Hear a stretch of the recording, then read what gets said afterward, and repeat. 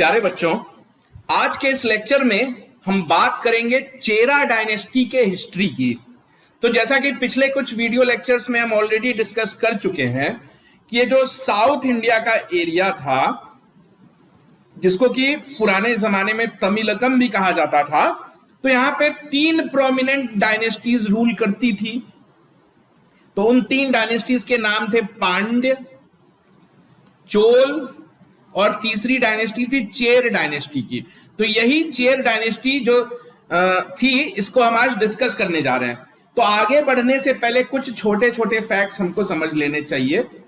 तो chair dynasty जो है, बेसिकली इनका जो कोर एरिया था वो केरल और तमिलनाडु के कुछ हिस्से, ये आप देखोगे ये मॉडर्न डे केरल है और ये तमिलनाडु के कुछ हिस्से, तो इसी एरिया पे ये रूल करते थे। तो ऐसा माना जाता है कि आज का जो केरल नाम का जो स्टेट है हमारे देश में, ये चेर के नाम से ही आया है। एक और बात आपको बता दूं कि ये जो नाम केरल है, ये कोई मॉडर्न नाम नहीं है। ये मौर्यन डायनेस्टी के नाम के वक्त भी केरल नाम का एक किंगडम यहां एग्जिस्ट किया करता था, केरल। तो आज भी केरल है, आज से 2500 साल पहले भी केरल नाम की एक डायनेस्टी यहां पे रूल करती थी। उसी केरल को चेरा भी कहते थे। तो अब आगे बढ़ते हैं। तो जैसा कि हमने अभी देखा कि ये जो चेर डायनेस्टी है वो उन तीन बड़ी डायनेस्टीज में से एक थी जो कि साउथ इंडिया पे रूल करती थी। और ये तीनों डायनेस्टीज 3rd सेंचुरी बीसी से लेके 12th सेंचुरी एडी तक यहां पे रूल करती रही। भले ही आपस में लड़ती झगड़ती रही हो, कुछ दिनों के लिए आउट ऑफ पावर चली जाती थी, सत्ता से बाहर चली जाती थी, फिर वापस आके रूल करने लगते थे। लेकिन मिला जुला के देखो तो 1500 सालों तक इनकी कहानी चलती रही। इन 1500 सालों में इन्होंने कई लड़ाइयां लड़ी, आपस में ही लड़ते रहते थे। देखो, नॉर्थ इंडिया का तो क्या है कि यहां तो विदेश से लोग आक्रमण करने आते थे। साउथ इंडिया के लोग आपस में ही, ये जो छोटे छोटे रूलर्स थे, आपस में ही लड़ते रहते थे। तो खैर जो भी हो, तो ये तीन डायनेस्टीज में से एक थी चेर डायनेस्टी। और आगे बढ़ने से पहले एक और चीज आपको बता दूं कि तीनों डायनेस्टी में अगर कंपेयर किया जाए तो सबसे कम एरिया पे रूल करते थे चेर, यानी बाकी दोनों डायनेस्टीज जितने बड़े नहीं बन पाए कभी। ये जितनी अचीवमेंट बाकी दोनों डायनेस्टीज की है उतनी चेर की नहीं है। तो तीनों डायनेस्टीज की अगर हम बात करें तो चोल डायनेस्टी ने अपना कैपिटल बना रखा था उरैयूर को, उरैयूर यानी तिरुचिरापल्ली। पांड्य डायनेस्टी की कैपिटल हुआ करती थी मदुरई। तो ये सब के सब आप देखोगे तो आज भी बड़े बड़े शहर हैं। और तीसरी डायनेस्टी थी हमारी चेर डायनेस्टी।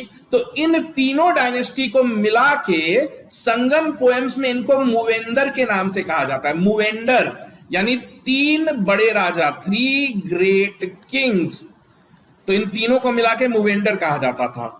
तो हमने अभी ये देखा कि ये जो केरल वर्ड है, केरल नाम का जो स्टेट है, ऐसा माना जाता है कि ये चेर शब्द से ही बना है। चेर बन गया केरल। अगर आज के केरल की हम बात करें तो आज के केरल में मलयाली भाषा बोली जाती है। लेकिन अगर हम पुराने जमाने में बात करें तो पूरे सर्दर्न पेनिनसुला में एक ही लैंग्वेज बोली जाती थी और वो थी तमिल। सभी का कल्चर एक ही था, तमिल कल्चर, और इसीलिए इसको बोलते थे तमिलकम। ये जो पूरा सर्दर्न पेनिनसुला है इसको तमिलकम बोलते थे।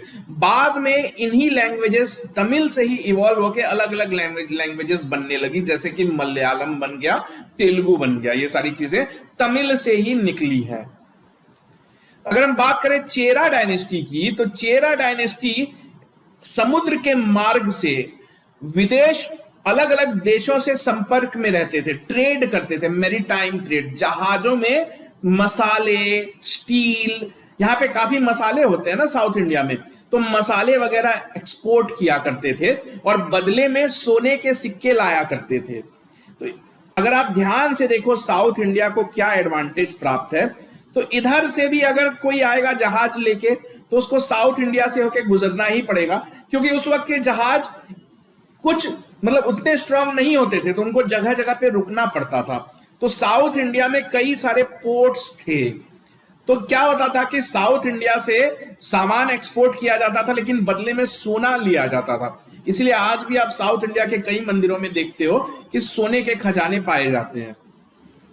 तो यहां से चेर डायनेस्टी वाले सामान एक्सपोर्ट करते थे ग्रीस में, रोम में और मलय पेनिनसुला। मलय पेनिनसुला क्या चीज है? तो ये इंडोनेशिया और मलेशिया जो आप देख रहे हो, यही मलय पेनिनसुला है।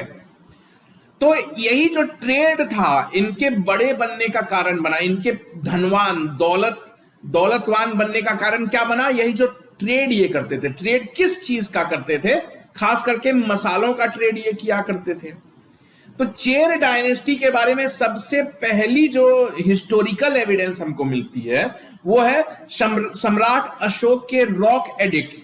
तो सम्राट अशोक ने अपने रॉक एडिक्ट में केरल पुत्र का जिक्र किया है। केरल यही नाम केरल पहले भी लिखा गया है, आज से 2500 साल पहले केरल। ये मत सोचना कि केरल कोई मॉडर्न नाम है। तो सम्राट अशोक के रॉक इंस्क्रिप्शन में केरल शब्द लिखा हुआ है। केरल पुत्र यानी केरल के बेटे यानी चेरा। तो अगर हम बात करें कि चेरा डायनेस्टी के कंट्रोल में कौन कौन सी टेरिटरीज थी, तो पूरा का पूरा केरल, तमिलनाडु के कुछ हिस्से जैसे कन्याकुमारी, और एक जगह थी तमिलनाडु की जिसको बोलते थे कोंगू कंट्री, कोंगू लैंड। तो 2 डिस्ट्रिक्ट से मिलके बना था, कोयम्बटूर और साउथ सलेम। ये जो 2 डिस्ट्रिक्ट है तमिलनाडु के, वो दोनों उस वक्त कोंगू कंट्री कहलाते थे। यानी चेरा डायनेस्टी वाले ना सिर्फ केरल के ऊपर बल्कि तमिलनाडु के भी कुछ हिस्सों पे कंट्रोल रखते थे। जो चेर डायनेस्टी के राजा वगैरह हुआ करते थे, उन्होंने अपनी रॉयल सिंबल बना रखी थी बो एंड एरो को, यानी तीर धनुष को। तो ये अपने सिक्कों पे, ये आप देख रहे हो, उनके सिक्कों पे, उनके इंस्क्रिप्शंस पे यही सिंबल बना हुआ मिलता है, बो एंड एरो। तो ये चेरा डायनेस्टी का ही सिंबल है। तो चेरा डायनेस्टी कुल मिला के 1500 सालों तक एग्जिस्ट करती थी। तो अगर हम फ्रैंकली बोले तो 3rd सेंचुरी बीसी से लेके उनके सबूत मिलते हैं, लेकिन एग्जिस्ट तो वो उससे भी पहले किया करते थे, और 12th सेंचुरी एडी तक ये एग्जिस्ट करते रहे। तो ये जो इनके पूरे 1500 सालों का टाइम पीरियड है, इसको 2 हिस्सों में स्टडी किया जाता है। पहला हिस्सा है अर्ली चेरा। अर्ली चेरा यानी कि संगम एज के चेरा जो रूलर्स हुए उनको अर्ली चेरा रूलर बोलेंगे। तो 4th सेंचुरी बीसी से लेके 5th सेंचुरी एडी के बीच में जो भी रूलर्स हुए उनको अर्ली चेरा रूलर्स बोलेंगे। और बाद में जो ये रिवाइव करके, देखो 1500 सालों में लगातार ये कुर्सी पे नहीं बैठे हुए थे, 500 सालों के लिए ये कुर्सी से उतर गए थे, इनके पास कोई किंगडम ही नहीं बची थी। तो 500 सालों का ब्रेक हो गया। उसके बाद फिर से 8th सेंचुरी में इन्होंने फिर से कम बैक किया, और जब कम बैक किया तो कम बैक करवाने वाले राजा का नाम था कुलशेखरा। तो इसलिए जब कम बैक हुआ तो जो लेटर चेराज हैं उनको कुलशेखरा चेराज भी कहा जाता है। तो इनकी पूरी हिस्ट्री जो है ध्यान से देखो तो 3 हिस्सों में बढ़ गई। 500 सालों तक तो ये पावर में ही नहीं थे, उसके पहले ये अर्ली चेराज कहलाए और बाद में ये कुलशेखरा चेराज बनके दोबारा से गद्दी पे बैठे। तो अब हम इनकी हिस्ट्री समझें। तो अर्ली चेराज की अगर हम बात करें तो इनकी कैपिटल सिटी हुआ करती थी करूर। तो करूर जो है वो तमिलनाडु में है, और ये करूर उस वक्त कोंगू नाडु का हिस्सा हुआ करता था। कोंगू नाडु, मैंने आपको बताया ना कि तमिलनाडु के 2 डिस्ट्रिक्ट्स कोंगू नाडु कहलाते थे। तो आज करूर कहां है? तमिलनाडु में है और अमरावती नदी के किनारे पे है। ये तो चेर राजा हैं, ये इंटरनेशनल ट्रेड करते थे, समुद्री जहाज भेजते थे। मैंने आपको बताया ग्रीस भेजते थे, रोम भेजते थे, चाइना भेजते थे, इंडोनेशिया भेजते थे, मलेशिया भेजते थे, और श्रीलंका तो खैर इनका पड़ोसी ही था। अब ये जहाजों में भर भर के क्या भेजते थे? तो मसाले भेजते थे, खास करके पेपर, कार्डेमोम, ये जो होते लौंग इलायची वगैरह, ये सब भेजते थे। एक चीज आप याद रखो बच्चों कि पुरानी दुनिया में एक चीज बहुत फेमस थी जिसको कहते थे डमस्कस ब्लेड। डमस्कस कहां है? सीरिया की राजधानी है। तो सीरिया में जो तलवार बनते थे वो पूरी दुनिया में मशहूर थे। तो ये जो तलवार बनाने के लिए लोहा होता था वो यहीं से सप्लाई होता था, केरल से ही किया जाता था। तो तमिलनाडु में सेलम नाम की जगह है ना, सेलम नाम की जगह में लोहा मिलता है, और उस वक्त जो सेलम है वो चेरा डायनेस्टी के कंट्रोल में था। तो यहां से ये लोग लोहा सप्लाई करते थे सीरिया में, और उसी लोहे की मदद से वर्ल्ड क्लास तलवार बनाया जाता था जिसको कहते थे डमस्कस ब्लेड। तो ये क्वेश्चन भी आपको याद रखना है कि डमस्कस ब्लेड के लिए लोहा कौन सी डायनेस्टी सप्लाई करती थी? तो अपनी चेरा डायनेस्टी सप्लाई करती थी। तो अब आप देख रहे हो कि चेरा डायनेस्टी के इंटरनेशनल पोर्ट्स वगैरह हुआ करते थे। इसमें से दो पोर्ट्स बहुत फेमस थे और इनके नाम आपको याद रखने होंगे। एक पोर्ट था मुसीरी, ये आप देख रहे हो मुसीरी, बिल्कुल समुद्र के किनारे पे है तभी तो पोर्ट है। और दूसरा था टोंडी, ये है टोंडी। ये दोनों पोर्ट केरल में ही है, आज भी आप देखोगे तो केरल में है। तो मुसीरी को वांजी के नाम से भी जाना जाता है क्योंकि कई सारे बुक्स में मुसीरी को वांजी के नाम से लिखा गया है। तो मुसीरी बोलो या वांजी बोलो, दोनों एक ही हैं। तो मुसीरी या वांजी इनकी दूसरी कैपिटल की तरह काम करती थी। पहली कैपिटल क्या थी? करूर, ये इनकी ओरिजिनल कैपिटल है, राजा वगैरह यहीं रहते थे। दूसरी कैपिटल थी वांजी। तो जो पहले, या अगर हम एंशियंट चेरास की बात करें, अर्ली चेरास की बात करें, तो ये संगम एज के दौरान होने वाले राजा थे। तो संगम एज कब से कब तक चलता था? तो 3rd सेंचुरी बीसी से लेके 3rd सेंचुरी एडी।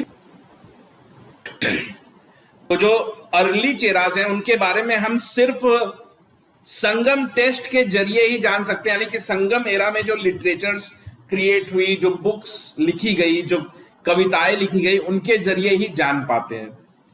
हम ये जानते हैं कि जो चेरा डायनेस्टी है वो कहां पे रूल करती थी। तो नॉर्थ ट्रेवेनकोर, कोचिन, सर्दर्न मलाबार, ये सब आज भी केरल के हिस्से हैं। तो केरल बेसिकली और तमिलनाडु के थोड़े हिस्सों पे रूल था इनका। तो हमने ऑलरेडी देखा कि अर्ली चेरास की जो ओरिजिनल कैपिटल थी वो थी करूर में। करूर आज तमिलनाडु में है, तमिलनाडु का हिस्सा है। और इनके पास कुछ पोर्ट सिटीज थी। तो वो दो पोर्ट सिटीज हमने देखी, मुचिरी जिसको मुझिरीज भी बोलते हैं और जिसको वांजी भी बोलते हैं, और दूसरी पोर्ट थी टोंडी। तो ये इनके एरियाज थे जो इनके कंट्रोल में हुआ करते थे। अब बात करते हैं उन राजाओं की जिनका नाम संगम लिटरेचर में आता है, जिनका जिक्र संगम लिटरेचर में किया गया है। तो ऐसे सबसे पहले, या कह लो कि सबसे ओल्डेस्ट या एंशियंट राजा जिनका जिक्र हमको संगम लिटरेचर में मिलता है वो है उथियन चेरालथन। अब इनके बारे में हम क्या जानते हैं? तो देखो, इनके बारे में हम जो भी जानते हैं वो संगम लिटरेचर के जरिए ही जानते हैं। तो कई सारे ऐसे संगम पोएम्स हैं जिनमें कि इनको लेजेंड का दर्जा, यानी कि कुछ ऐसी बातें लिखी गई हैं जिन पे यकीन करना आसान तो नहीं है, लेकिन ठीक है, अब वो पोएम्स हैं, क्या सही है क्या गलत है वो बात की बात है। लेकिन कंपिटिटिव पॉइंट ऑफ व्यू से आप याद रखो कि इस राजा के बारे में ऐसा लिखा गया है पोएम्स में कि जब महाभारत की लड़ाई हो रही थी तो महाभारत की लड़ाई में इन्होंने कौरवों और पांडवों की सेना को भोजन कराया था। अब देखो, कौरव और पांडवों के पास लगभग 20 लाख की सेना थी। तो 20 लाख लोगों को खाना खिलाना, कितने पैसे चाहिए उसके लिए, कितने रिसोर्सेस चाहिए। तो इससे पता चलता है कि ये राजा बहुत अमीर, बहुत प्रॉस्पेरस किंगडम पे रूल करते थे। तो ये जो राजा थे उथयन चेरालथन, ये एक्चुअली अगर सही मायने में देखो तो ये 1st सेंचुरी एडी में रूल करते थे। अगर इनका डेट निकाला जाए तो ये 1st सेंचुरी एडी में रूल करते थे, लेकिन महाभारत तो उससे कई हजार साल पुरानी किताब है ना। तो बेसिकली बात क्या है कि राजा जो है अपने किस्से कहानियां बढ़ा चढ़ा के लिखवा दिया करते थे। तो खैर जो भी हो, तो ऐसा माना जाता है कि महाभारत में कौरव पांडव को इन्होंने खाना खिलाया, जो कि कितना सच कितना झूठ हम नहीं जानते हैं। अब इनको जाना किस बात के लिए जाता है कि इन्होंने एक लड़ाई लड़ी चोल राजा के खिलाफ। तो चोलों के एक बहुत ताकतवर राजा थे कराई कला चोला। तो उस राजा के खिलाफ इन्होंने एक लड़ाई लड़ी। उस लड़ाई को कहा जाता है बैटल ऑफ वेनी। ये लड़ाई 130 एडी में लड़ी गई, 130 एडी। यानी इससे यही साबित होता है कि महाभारत से इस राजा का कोई लेना देना नहीं है, बस लिखवाने के लिए कविता में लिखवा दिया। तो खैर, बैटल ऑफ वेनी में क्या हुआ कि उथयन चेरालथन कराईकला चोला से हार गए। तो हारने के बाद ह्यूमिलिएट फील कर रहे थे कि मुझे हरा दिया। और उस वक्त की ट्रेडिशन ये थी कि हारने वाला जो राजा होता था वो सुइसाइड कमिट कर लेता था। ना सिर्फ राजा बल्कि उसके जो मिलिट्री कमांडर्स होते थे वो भी सुइसाइड कमिट कर लेते थे। तो ये राजा फेमस है कि हार जाने के बाद सुइसाइड कमिट करने के लिए। किस लड़ाई में हारा था ये? तो बैटल ऑफ वेन्नी में। तो बैटल ऑफ वेन्नी जीता कौन? कराईकला चोला। तो ये बहुत इंपॉर्टेंट क्वेश्चंस हो जाते हैं बैटल ऑफ वेन्नी को लेके। बैटल ऑफ वेन्नी कब लड़ी गई थी? तो 130 एडी में लड़ी गई थी। बात करते हैं अगले संगम एज चेरा की, जिनका नाम कविताओं में लिखा मिलता है। तो वो थे सेनगुत्तुवन चेरा। अब सेनगुत्तुवन चेरा के बारे में हम जो जानते हैं उसका एक बहुत बड़ा सोर्स है तमिल महाकाव्य। जैसे नॉर्थ इंडिया में महाभारत और रामायण है ना, वैसे ही तमिल भाषा का एक बहुत इंपॉर्टेंट एपिक है जिसका नाम है सिलापत्थिकारम। तो सिलापत्थिकारम ये जो तमिल एपिक है इसको लिखने वाला इसी राजा का भाई था। तो राजा का नाम था सेनगुत्तुवन चेरा। तो इसका एक भाई था इलांगो अडिगल। तो ये बेसिकली एक जैन मॉन्क हुआ करते थे। इन्होंने ये बुक लिखी है। उस बुक में कन्नगी नाम के एक महिला की कहानी है। तो कन्नगी के पति को चोर बता के जो पांड्य राजा थे उन्होंने फांसी की सजा दे दी थी। पांड्य राजा ने मृत्यु दंड दे दिया था कन्नगी के पति को। तो कन्नगी का पति बेकसूर था। तो कन्नगी ने श्राप देके पांड्य डायनेस्टी को खत्म कर दिया था। तो यही कहानी सिलापत्थिकारम में लिखी गई है। तो जब कन्नगी को देवी का दर्जा दिया था सेनगुत्तुवन चेरा ने, बहुत बाद में जब सेनगुत्तुवन चेरा को कन्नगी की कहानी पता चली तो उसने डिसाइड किया कि हम कन्नगी को एक देवी के रूप में पूजेंगे। और सेनगुत्तुवन चेरा ने पत्नी पूजा की प्रथा शुरू की, ट्रेडिशन, यानी अपने वाइफ की पूजा करना। और कन्नगी को एक देवी का दर्जा दिया गया और कहा गया कि कन्नगी एक आइडियल वाइफ है, मतलब जैसी होनी चाहिए पत्नियां वैसी ही कन्नगी है। तो ये बहुत इंपॉर्टेंट क्वेश्चन हो जाता है कि वाइफ वर्शिप यानी पत्नी की पूजा करने की ट्रेडिशन किसने शुरू की थी? तो सेनगुत्तुवन चेरा ने की थी। तो ये कुछ राजा थे जिनके नाम हमको संगम लिटरेचर में लिखे मिलते हैं। बात करते हैं मिडिवियल एज की। तो 3rd सेंचुरी एडी से लेके 8th सेंचुरी एडी तक ये लोग बिल्कुल आउट ऑफ पावर थे। इनके हाथ से ताकत चली गई थी। अब क्यों चली गई थी? क्योंकि हमने कई पिछली वीडियोस में भी डिस्कस किया है कि संगम एज खत्म होते होते तमिलकम जो साउथ इंडिया था उस पे कलाभ्रास ट्राइब ने हमला कर दिया। इन लोगों ने हमला करके चोल, चेर और पांड्य पूरी डायनेस्टी को ही खत्म कर दिया, पूरे रूल को खत्म कर दिया और चोल, चेर और पांड्य राजाओं को जेल में डाल दिया था। तो ये जो कलाभ्रास हैं ये 300 सालों तक साउथ इंडिया पे रूल कर रहे थे। इसलिए उन 300 सालों तक तो चेरा का अता पता भी नहीं चलता। उनके हाथ में तो कोई डायनेस्टी, कोई जमीन बची ही नहीं थी। तो खैर 300 सालों के गैप के बाद कलाभ्रास को तो मार के भगा दिया। किसने मार के भगाया? पांड्य और पल्लव। तो पांड्य और पल्लव मिलके एक हो गए और इन्होंने कलाभ्रास को मार के भगा दिया था। तो कलाभ्रास के बाहर भागने के बाद भी चोल डायनेस्टी रिकवर नहीं कर पाई। तो ये जो 500 सालों तक ये लोग आउट ऑफ पावर रहे, क्यों रहे? क्योंकि 500 सालों में से 300 सालों तक तो कलाभ्रास ही राज कर रहे थे।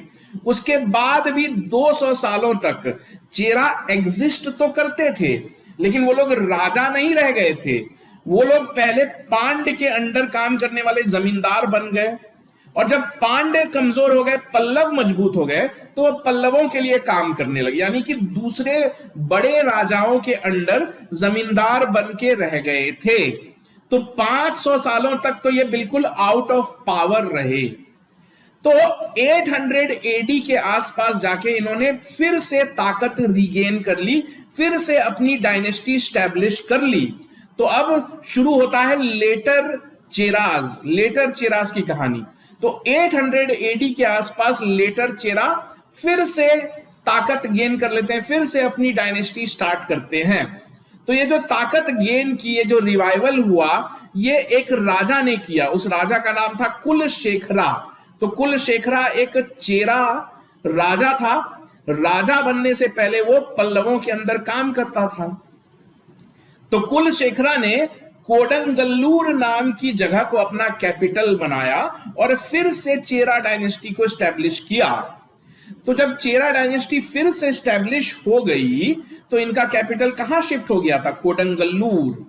और जब ये लोग कोडंगल्लूर में रूल करने लगे तो इन्होंने अपनी टाइटल रख ली पेरूमल। पेरूमल चेराज कहलाते हैं ये, ठीक है ना। और ये लोग वैष्णवाइट धर्म को फॉलो करते थे, यानी भगवान विष्णु की पूजा करने वाले लोग थे ये। तो अब बात करते हैं उस राजा की जिसने की दूसरी बार चेरा डायनेस्टी को रिवाइव किया। तो राजा का नाम क्या था? कुलशेखरा अलवर वर्मन। तो ये एक तमिल राजा थे और इन्होंने ही सेकेंड चेरा डायनेस्टी स्टैब्लिश की। ये अपने सिक्कों में अपने आप को कोंगर कोन भी बुलाते थे। कोंगर कोन का मतलब होता है कोंगू देश के लोगों का राजा। अब ये कोंगू देश क्या है? तो कोंगू जो है तमिलनाडु के 2 जिलों से मिलके बना था। वो 2 जिले थे कोयम्बटूर और सेलम। तो क्योंकि चेरा डायनेस्टी ना सिर्फ केरल बल्कि तमिलनाडु के भी कुछ हिस्सों पे रूल करती थी ना, तो तमिलनाडु का जो हिस्सा, जिन हिस्सों पे ये रूल करते थे उसी हिस्सों को कोंगू बोलते थे। तो इसलिए ये अपने आप को कोंगर कोन बुलाते थे, यानी कि कोंगू के लोगों का राजा, ठीक है ना। आदि शंकराचार्य जो बहुत फेमस हिंदू धर्म गुरु हुए, बहुत फेमस हिंदू सेंट हुए, वो इनके कंटेम्प्ररी थे, यानी कि दोनों एक ही वक्त पे जीवित थे। जैसे महात्मा गांधी जवाहरलाल नेहरू कंटेम्प्ररी है ना, तो वैसे ही कंटेम्प्ररी, जैसे चंद्रगुप्त मौर्य और अलेक्जेंडर कंटेम्प्ररी थे, एक ही वक्त में धरती पे पैदा हुए थे, ठीक है। तो कुलशेखरा अलवर वर्मन की टेरिटरीज कहां तक थी? तो आज का जो मॉडर्न केरल है वो इनके कब्जे में था और इन्होंने अपनी कैपिटल कहां बनाई हुई थी? कैपिटल किसको बना लिया था? कोडंगुल्लूर। तो कोडंगुल्लूर को उस जमाने में महोदयापुरम भी कहते थे। तो क्वेश्चन में आपको मोस्टली कोडंगल्लूर ही देखने को मिलेगा। तो कोडंगल्लूर की क्या अहमियत है? ये लेटर चेराज की कैपिटल थी, यानी बाद में जो सेकेंड डायनेस्टी बनी उसकी कैपिटल थी कोडंगल्लूर। कुलशेखरा ने पेरुमल थिरुमोजी नाम की एक कविता लिखी। ये तमिल भाषा की एक मतलब कविता नहीं है, ये कविताओं का कलेक्शन है। बेसिकली ये एक रिलीजियस बुक है, इसमें धर्म से जुड़ी कविताएं लिखी गई है। तो कुलशेखरा जो है काफी धार्मिक किस्म के इंसान थे और राजा तो थे ही, लेकिन उनका पूरा मन जो है पूजा पाठ में लगता था। वो भगवान विष्णु की पूजा करते थे, वैष्णवाइट थे। तो पूजा पाठ में उनका मन कुछ ऐसा लग गया कि उन्होंने अपनी गद्दी ही छोड़ दी। अपनी गद्दी छोड़ के वो पूरी तरीके से सेंट बन गए, वैष्णवाइट सेंट बन गए और श्रीरंगम में रहने लगे। तो कुलशेखरा अलवर क्यों फेमस है? क्योंकि उन्होंने सेकेंड टाइम जो डायनेस्टी स्टैब्लिश हुई वो कुलशेखरा अलवर ने ही की, इसलिए ये और इनके बच्चे कुलशेखर चेरा कहलाए, कुलशेखरा चेरा कहलाए। तो खैर कुलशेखरा अलवर के बाद जो भी इन गद्दी पे बैठा वो सब इनसिग्निफिकेंट रूलर थे, मतलब उनका नाम जानना भी जरूरी नहीं है कॉम्पिटिटिव पॉइंट ऑफ व्यू से। सब के सब इनसिग्निफिकेंट कमजोर टाइप के रूलर थे। उनमें से कुछ तो कुलशेखर के तरह ही राजा की गद्दी छोड़ के साधु सन्यासी बन जाया करते थे। अगर बात करें कि चेरा डायनेस्टी खत्म कैसे हुई, तो चेरा डायनेस्टी के आखिरी राजा साबित हुए रामवर्मन कुलशेखर, और ये लगभग 1090 एडी से लेकर 1102 एडी तक रूल कर रहे थे। अब हुआ क्या था कि ये जो रामवर्मा कुलशेखरा है इसकी दुश्मनी थी चोला राजा से। तो उस वक्त चोलों के राजा थे कुलथोंगा चोला। तो इसी कुलथोंगा चोला ने रामवर्मा कुलशेखरा को हरा दिया था लड़ाई में। तो लड़ाई में हारने के बाद ये जो रामवर्मन कुलशेखर है ये इंडिया छोड़ के विदेश चले गए, बाहर कहीं शिफ्ट हो गए और इन्होंने इस्लाम धर्म अपना लिया, इस्लाम धर्म अपना लिया। तो अगर आप देखोगे कि भारत में सबसे पुरानी मस्जिद जो बनी है वो है चेरा, उसको बोलते हैं चेरामन मस्जिद। तो याद रखना कि इन लोगों ने इस्लाम कबूल कर लिया, जिनकी वजह से इस्लाम जो है केरल तक पहुंचा था, और केरल में ही आपको सबसे पुरानी भारत में बनी कहीं भी सबसे पहली मस्जिद केरल में ही दिखती है। उस मस्जिद का नाम भी आप देख लो, चेरामन ही है, यानी चेरा डायनेस्टी से जुड़ा हुआ था। तो खैर, इस तरह हम देखते हैं कि लगभग 1500 सालों तक टिकी रहने वाली चेर डायनेस्टी अचानक से खत्म हो जाती है, और उसके बाद जो भी राजा बने उनका इन्फ्लुएंस ऐसा तो रहा ही नहीं कि जिनका जिक्र किया जाए। यानी रामवर्मन कुलशेखर के बाद भी इनकी कहानी जारी रही, लेकिन इनका इन्फ्लुएंस घट के सिर्फ एक जिले तक सीमित रह गया था। यानी ये सिर्फ ट्रेवेनकोर और उसके आसपास के कुछ मतलब 50 या 60 किलोमीटर के एरियाज पे ही रूल करते रह गए थे। तो ये थी कहानी चेर डायनेस्टी की।